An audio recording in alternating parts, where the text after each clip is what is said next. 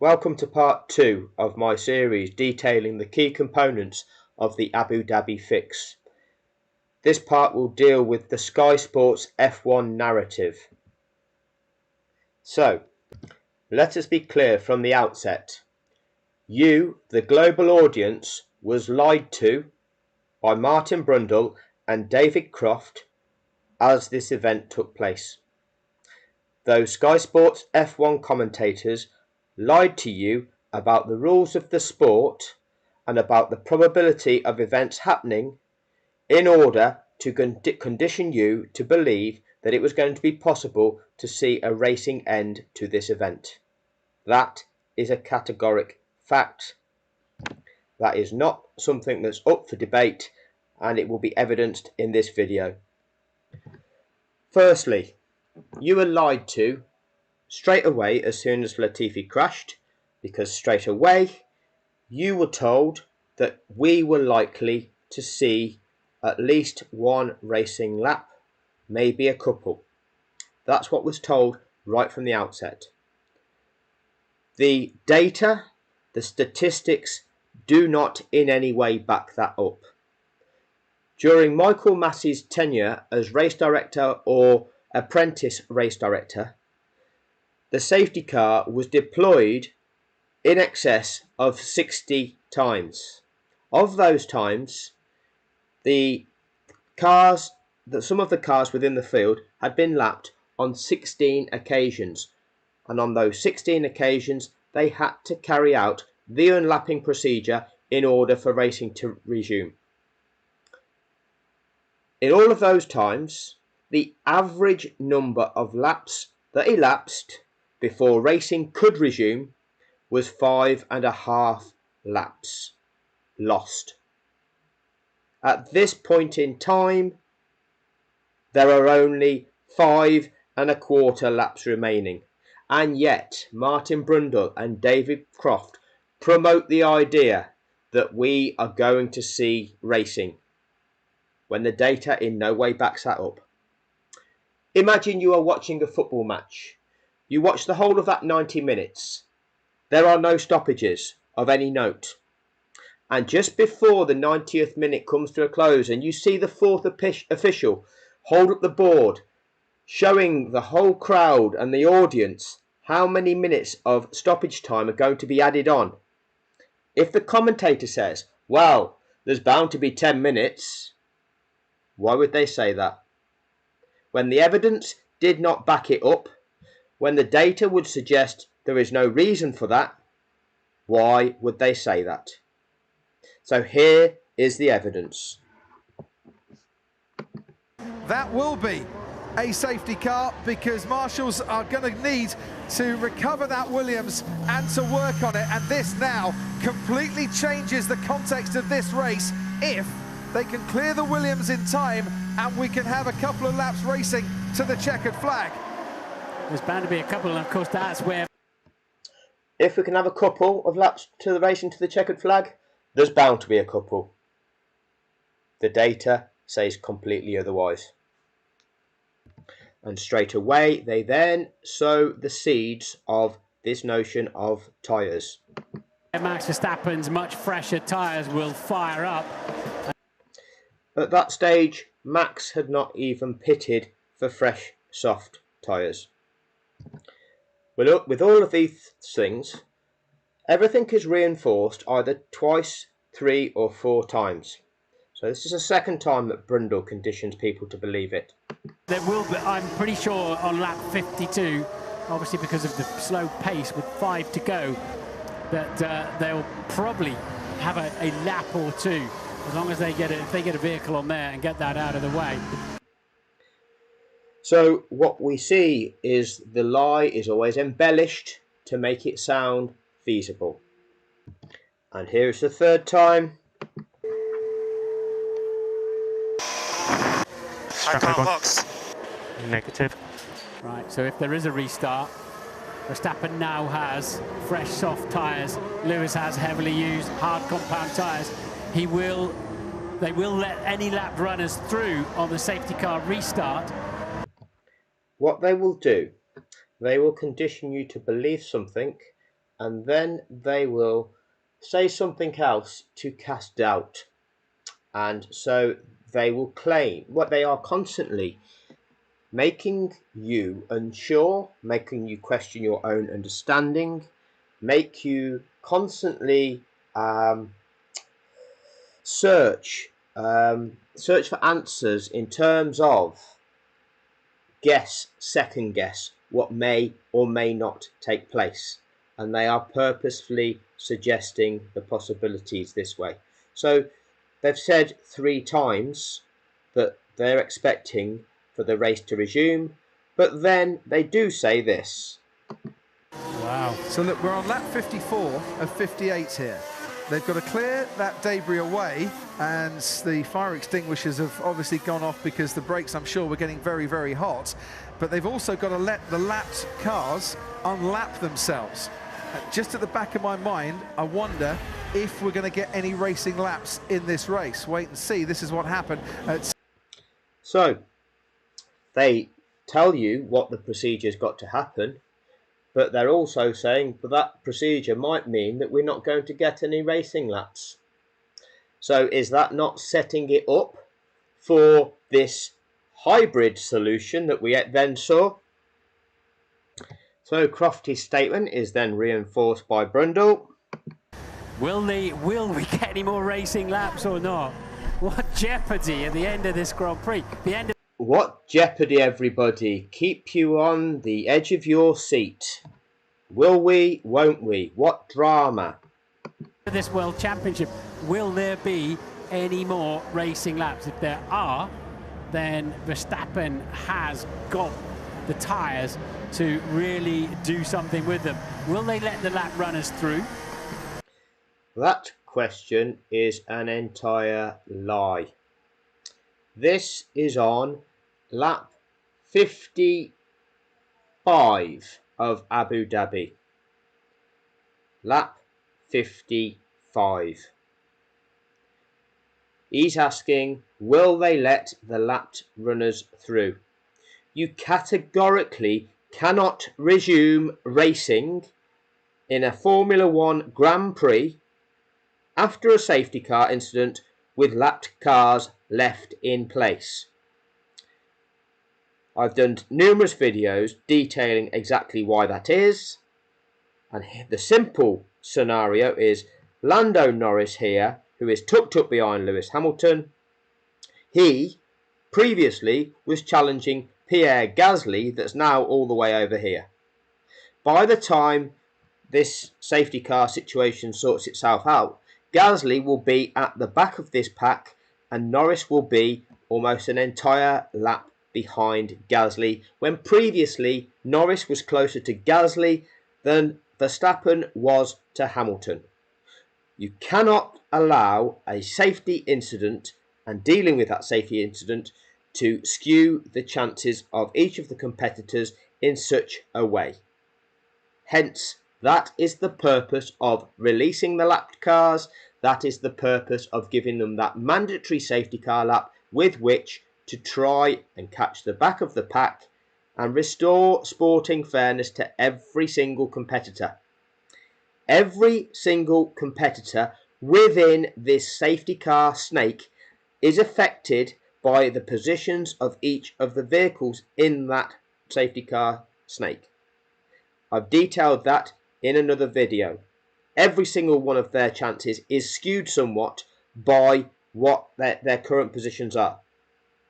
You categorically cannot resume racing like this. This is the first time Brundle suggests this.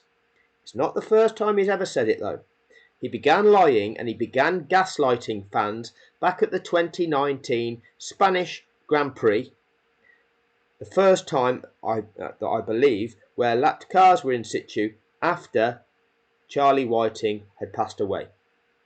It very much seems that the desire to manipulate the use of the safety car to set up exciting finishes within races was something that this sport was considering all the way back then. Crofty now acts as the voice of balance. There are 8 lapped cars. It is quite simple to see on screen right now. The car behind Lewis Hamilton is Lando Norris. He is in 8th position. So every car that is behind Norris has been lapped, which means you can read the list down the right hand side of the screen. Norris, Alonso, Ocon, Leclerc, Vettel, there's 5. Ricciardo, Stroll, Mick Schumacher. They are the 8 cars who have been lapped. All Crofty does is focus on 5. Well, they always do let the lap runners through, and in between Hamilton and Verstappen, Norris, Alonso, Ocon, Leclerc and Vettel. Yes, but if they do that, it extends the safety car period. But it doesn't extend the safety car period. The safety car period lasts as long as it lasts as long as it takes to fulfill the requirement of unlapping the cars and giving them at least one mandatory safety car lap. That's how long it takes. It doesn't prolong it. Prolonging it would be giving those released competitors a further lap with which to catch the back of the pack if they've not managed after the one mandatory lap. That is something that Massey has done on 4 other separate occasions where those released cars had not caught the back of the pack after that one mandatory lap. And then this is a further lie by Crofty. But that's what they always do, take the lap runners out of the way so they're not interfering in play. The purpose of releasing the lapped cars is nothing to do with them not interfering in play. It is solely for sporting fairness to every competitor in that race in accordance with the FIA International Sporting Code. They conveniently forget that the lapped cars of Daniel Ricciardo and Lance Stroll were left in between position 2 and position 3. So this notion of getting them out of the way so they're not interfering in play didn't apply to that situation, did it?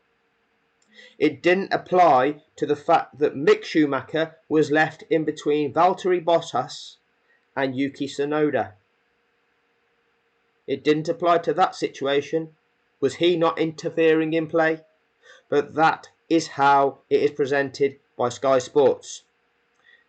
I've shown you a video of the 2019 Brazilian Grand Prix where Pierre Gasly had been lapped during that race.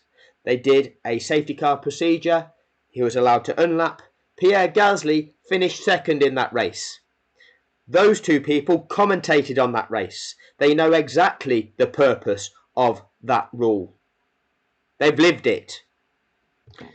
Now, once again, the Sky Sports presenters present a possibility of not resuming racing if it's not possible. But this is how he says it. And that was the big key here. Mercedes, for the second time, keeping Lewis Hamilton out whilst Max Verstappen pitted. Red Bull had nothing to lose. Hamilton potentially losing track position. And in this case, if we don't go racing again because you can't overtake under the safety car, he would have lost the World Championship. If we don't go racing again because they can't sort the incident out in time effectively, Lewis Hamilton would have lost the World Championship. That's how he words that. When the simplicity of it is, if we cannot restart this race again, Lewis Hamilton will be world champion. They didn't pit Lewis Hamilton. They didn't lose track position. They kept him out on track in the lead of the race, in the knowledge that it was highly unlikely that it was ever going to be possible to resume racing. But Sky Sports have suggested that had they have done so, he'd have lost the World Championship.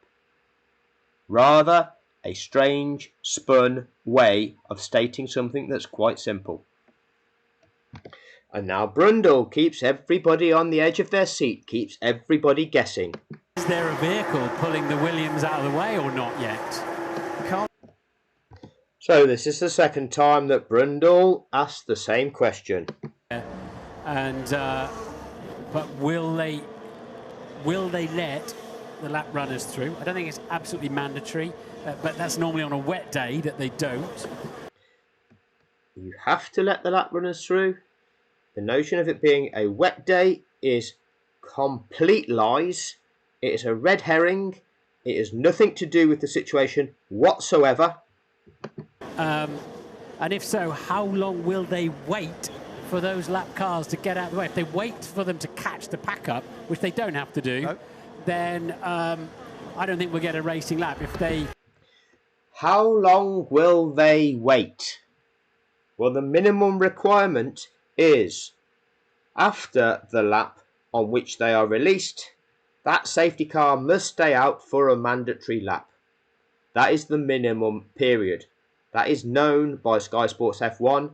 They have commentated on all of those events where they have seen that take place. So asking the question, how long will they wait, is, again, keeping people on the edge of their seat, keeping people guessing.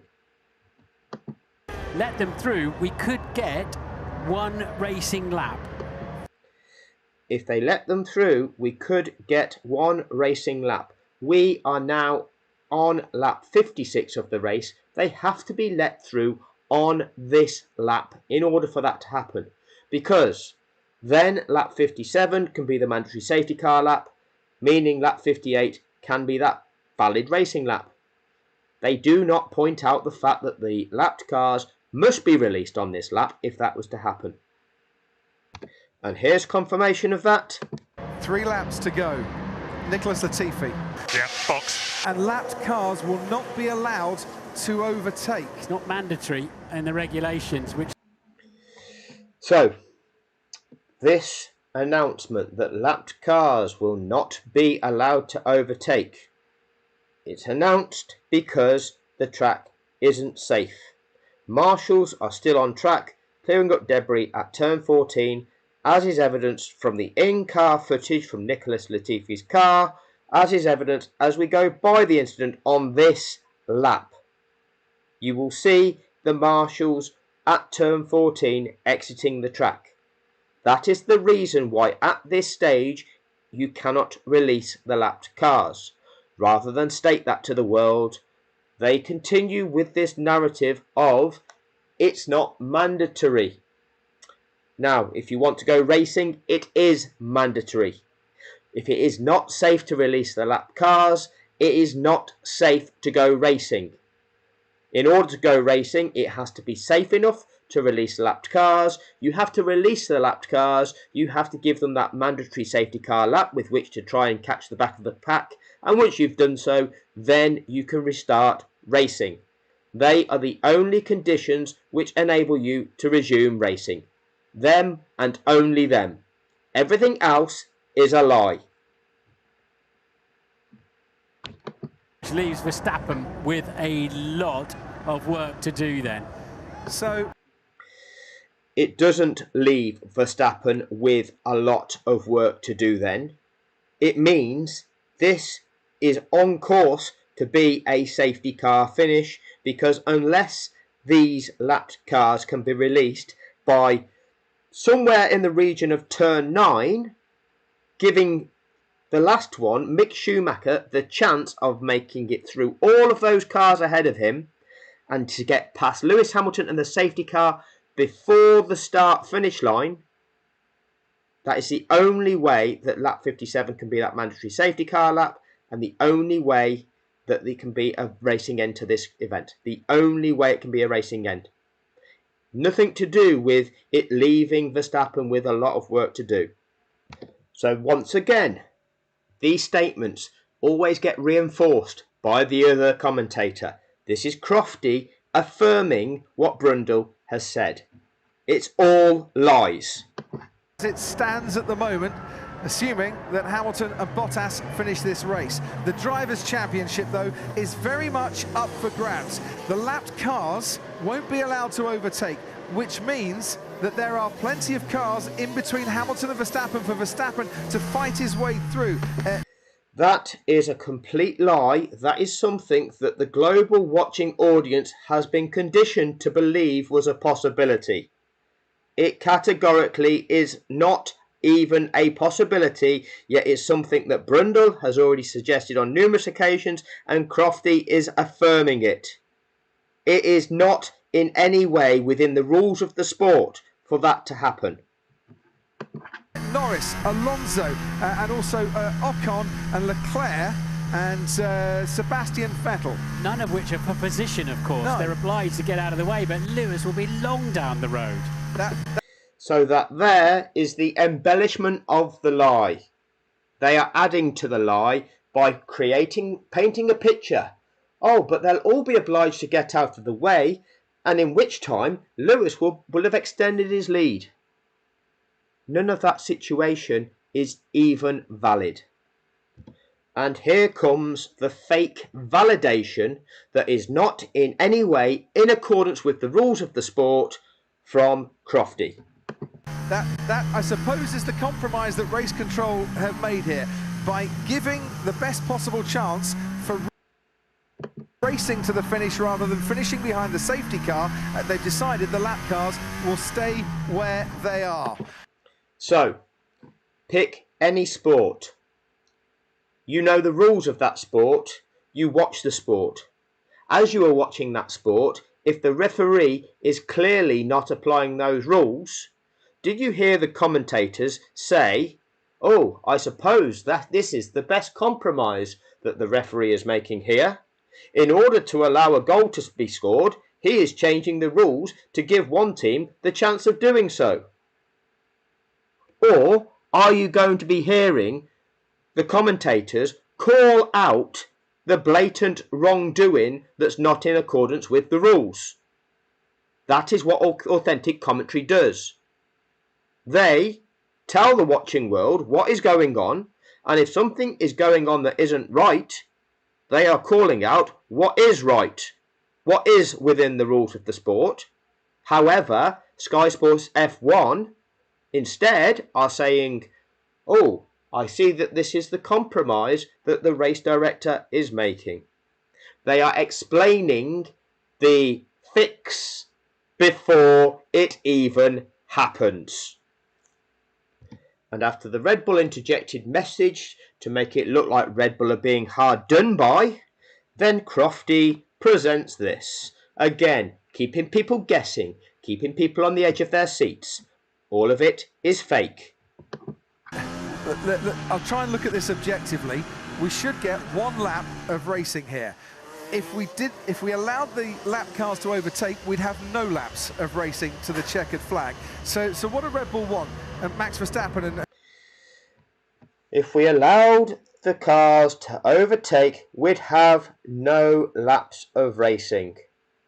Exactly.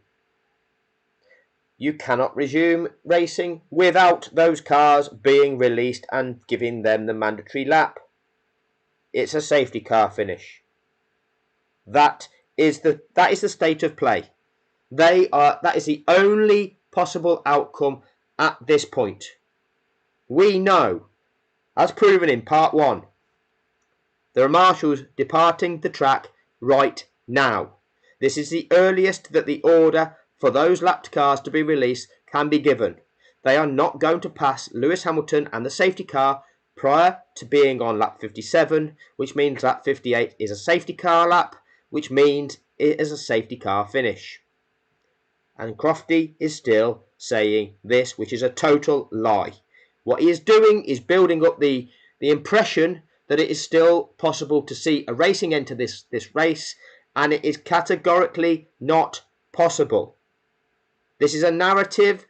Sky Sports F1 are in. They are playing their part that they are contracted to do. They knew what was going to happen. They are playing their part to condition the minds of all of the viewers. And Giampiero Lambiase is race engineer. Do they want the chance, or do they want to finish behind the safety car with no overtaking? Because I think that is the decision that has come from race control. And personally, this is the decision that gives them the best chance if they want it. Yeah. That is the decision that's come from race control. So far, all we've heard, supposedly from race control, is the notion that lapped cars will not be allowed to overtake at a point in time where it's not safe for lapped cars to be released. There is no notion that there is likely to be any racing.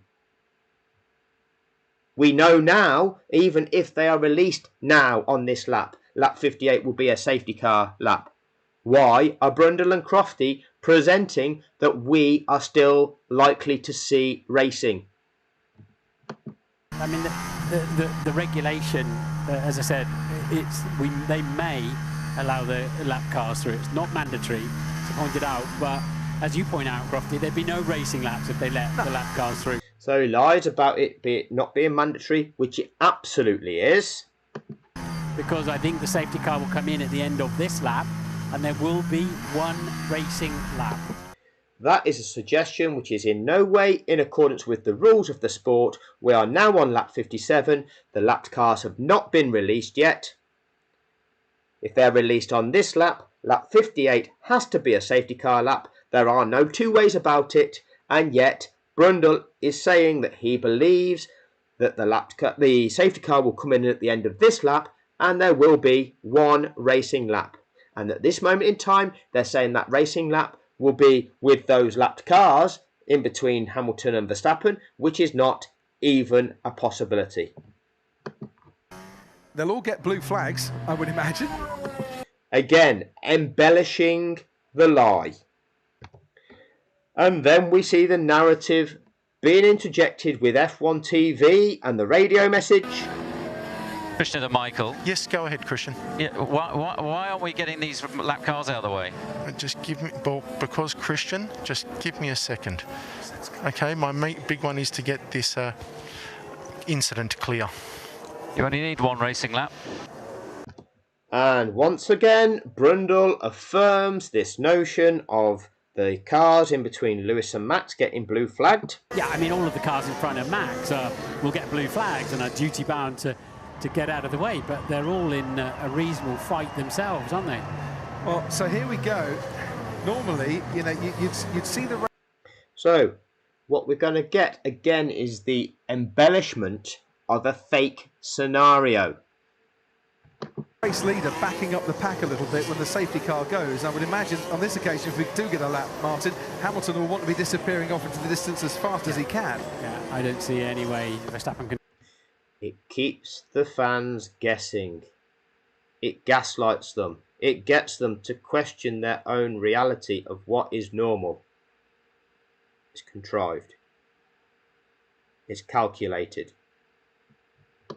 Can do anything with that, but indeed, is the safety car coming in this lap? We think it should do, could do. You've told us at the start of the lap that you expect it to.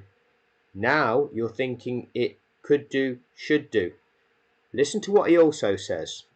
Is there any more debris to clear up?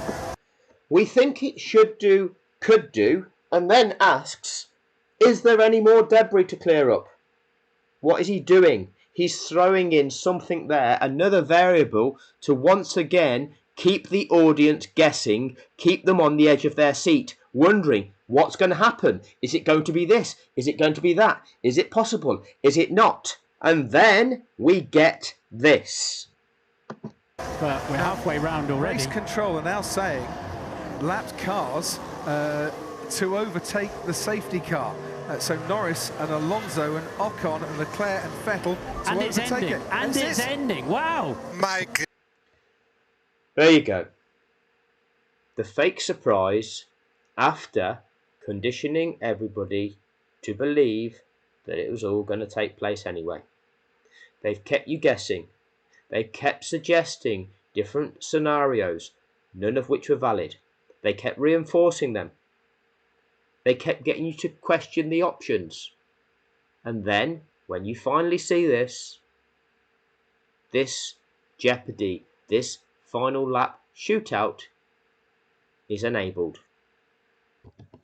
That was the role that Sky Sports F1 were contracted to play at that event. They were further contracted to play a role in the media conditioning, which will be addressed in video 5, and the further media conditioning that will be addressed in video 7. Look out for the other 6 videos to come detailing all of the elements of the Abu Dhabi fix.